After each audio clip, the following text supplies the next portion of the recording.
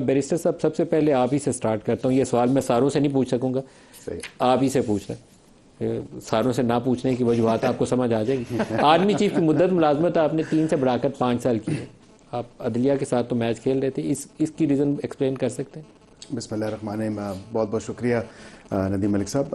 دیکھیں, آرمی جو چیف ہیں, خالی ان کی مدت ملازمت کی بعظمت کی بات نہیں ہے. یہ تمام تینوں جو چیفز ہیں ان کی مدت ملازمت کو سٹریم لائن کیا ہے, بڑھائی نہیں گئی. کیونکہ بڑھانے والا تو میں بتا دیتا ہوں کہ ہم سے پہلے جو پارلیمنٹ گزرا ہے, جو پی ٹی آئی کی گورنمنٹ تھی, اور پی ٹی آئی کی آرمی گورنمنٹ چیف نے کی مدت ملازمت جو پی ٹی آئی نے لا امینڈ کیا تھا اس کے اندر کتنی لکھی ہوئی تھی؟ جی اس میں 3 سال کی ایکسٹینشن تھی. سو 3+3 حساب آپ کا دیکھیں, حساب آپ کا یہاں پہ آپشن دے دیا تھا انہوں نے. 3+3 کا مطلب کیا تھا؟